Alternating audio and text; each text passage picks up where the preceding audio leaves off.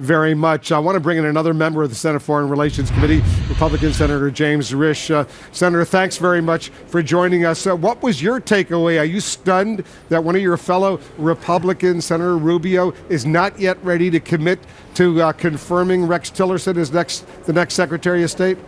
No, I'm not stunned at all, Wolf. Marco is a very thoughtful person, has legitimate concerns. He's going to attempt to satisfy himself regarding those concerns, and we'll go from there. But I thought that Tillerson had a great hearing. He looked like a Secretary of State. He sounded like a Secretary of State, and really handled himself, I thought, very, very well. Tillerson seems much more inclined, based on his answers at the hearing today, to intervene in world affairs, for example, than Trump. Can he truly speak for the president to U.S. allies, adversaries?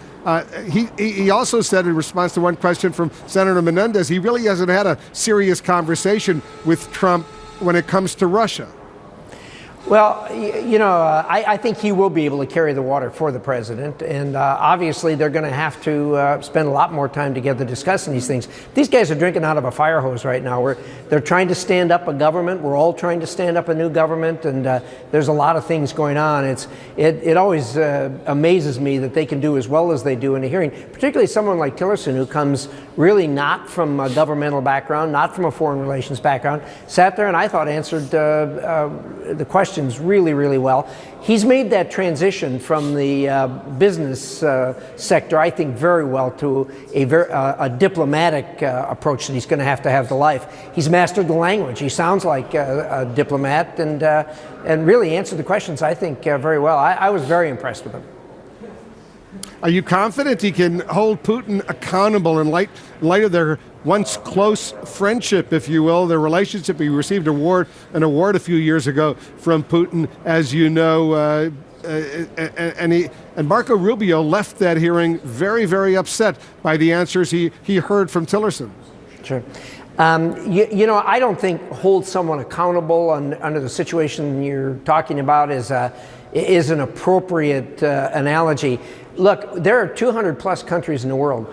We have to deal with almost all of them. We don't deal with Iran, we don't deal with North Korea, but almost every other country, in one way or another, we have issues that we have to deal with them. So when you talk about holding someone accountable for it, there are different ways to do that, and I was impressed with Tillerson's understanding of the various tools that are available to hold a country accountable.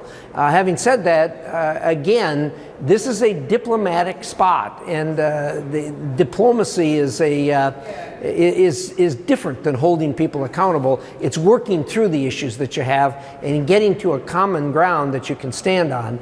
I like his personality. I hope that Putin gets to know Trump and Tillerson better, because I think when he gets to know those people, he's going to know that he's not dealing with Barack Obama. He's dealing with somebody like in the case of the president-elect, who when he says something, he means it. And I really believe Putin's going to understand that if he gets to know the president-elect well. Here's a problem that the president-elect has. He still has a very serious amount of tension going on with the U.S. intelligence community. He said the leak of an unverified report is a blot on the intelligence community. He tweeted earlier in the day, he said, intelligence agencies should never have allowed this fake news to leak into the public. One last shot at me. Are we living, he said, in Nazi Germany, making the analogy to Nazi Germany. How serious of a problem is this bitterness that he apparently has with the intelligence community right now? Well, in 9 days, they're all going to work for him. So I think that probably those rough spots, those rough patches are going to get taken care of. But they've got some sitting down and talking to do. He's going to need to rely on the intelligence community just as we do. I can understand why he was upset with that absurd article that came out. It was fake news. There's no question about it, and I think we'll move on from it probably pretty quickly. You're talking about the 35 pages that BuzzFeed published, including all those unsubstantiated allegations. The president-elect clearly blaming the intelligence community, but there's a lot of concern that he's making this analogy to Nazi Germany and the U.S. intelligence community in the United States right now. Has he gone too far in raising the specter of Nazi Germany? Wolf, I've got a rule of thumb. Don't talk about Hitler, don't talk about Nazi Germany. It never serves a person well. So as he goes on, I'm sure that these things will smooth out. One would hope that it would. Those kind of analogies always cause problems. They never land well, they're never received well. Were you satisfied with the business arrangements that he announced today, laid out to try to prevent conflicts of interest while he serves in the Oval Office? I've been in hearings on this and other things all day long, so I've heard about them, but I really haven't had a chance to analyze them. But having said that, look, there's an army of lawyers out there that are advising him. There are, I think, very clear ground rules about what a public official can do and can't do when it comes to doing business.